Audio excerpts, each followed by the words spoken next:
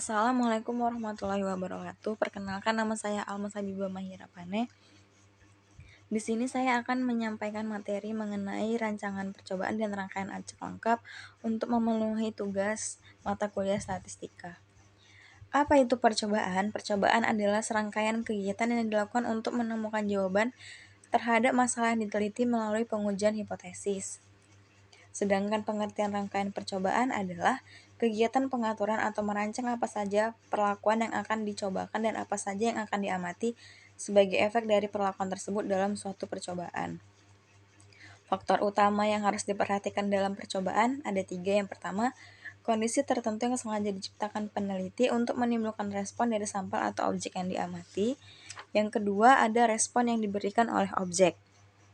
Sesuai dengan kemampuan kita dalam menilai dan mengukur suatu sifat atau karakteristik dapat dibedakan 4 macam.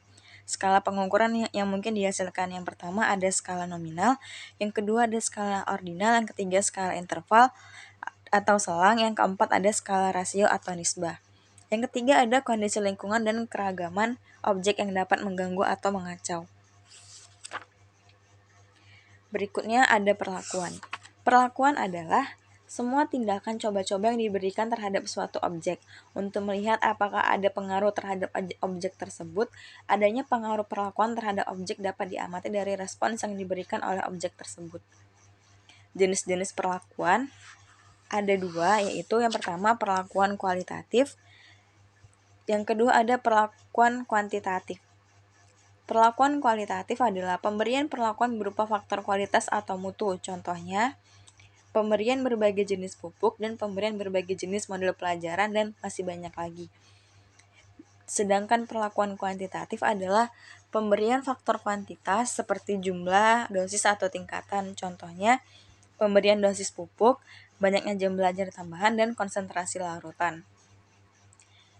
Cara memilih perlakuan yang paling penting adalah harus berdasarkan alasan yang jelas, ada literatur atau penelitian terdahulu, tidak boleh asal-asalan.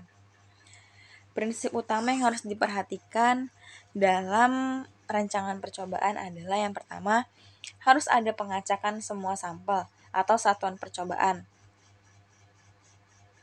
Mempertimbangkan kesempatan yang sama untuk memperoleh perlakuan, tujuannya untuk menghilangkan bias. Yang kedua, harus ada ulangan atau replication. Banyaknya frekuensi sesuatu yang diamati gunanya untuk memperkecil galat atau kesalahan dan mempertinggi derajat ketelitian. Makin banyak ulangan galat, kesalahan diharapkan makin kecil. Berikutnya harus ada pengendalian lokal. Seperti usaha mengendalikan kondisi sampel yang heterogen menjadi homogen minimal pada lokal atau kelompok tertentu.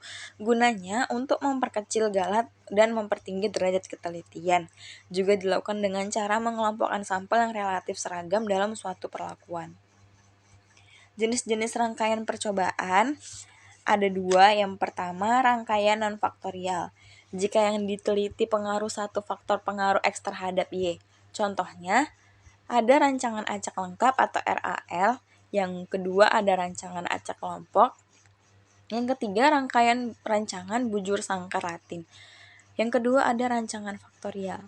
Jika yang diteliti pengaruh beberapa faktor atau pengaruh X1 dan X2 terhadap Y, maka dapat dicontohkan seperti rancangan faktorial acak lengkap dan rancangan faktorial acak kelompok dan sebagainya.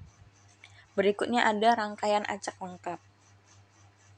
Pengertian rangkaian acak lengkap. Rangkaian acak lengkap merupakan rancangan yang digunakan pada percobaan yang menggunakan objek atau sampel yang mempunyai sifat relatif homogen.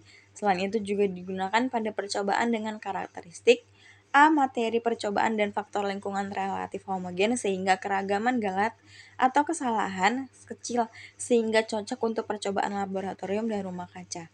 Yang B. Materi percobaannya mudah hancur atau gagal memberikan respon. Yang C. Jumlah perlakuan dan ulangannya sedikit atau terbatas. Yang D. Materi percobaannya terbatas sehingga setiap perlakuan tidak perlu mendapat ulangan yang sama.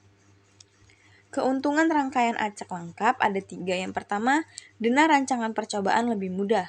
Yang kedua, analisis statistika terhadap subjek percobaan sangat sederhana atau mudah. Yang ketiga, fleksibel dalam penggunaan jumlah perlakuan dan ulangan. Yang keempat, kehilangan informasi relatif sedikit dalam hal data hilang dibandingkan rancangan yang lain. Kelemahannya yaitu satu, hanya dapat digunakan untuk materi percobaan dan faktor lingkungan yang relatif homogen. Yang kedua, pengacakan tanpa pembatas akan menyebabkan semua sumber ragam selain perlakuan masuk ke ragam galat. Yang ketiga, jika perlakuan terlalu banyak, homogenitas materi percobaan sulit diperhatikan karena ragam galat menjadi besar. Demikianlah hasil pemaparan saya mengenai rancangan percobaan dan rangkaian acak lengkap. Kurang dan lebihnya mohon dimaafkan. Wabillahi taufiq wal hidayah. Assalamualaikum warahmatullahi wabarakatuh.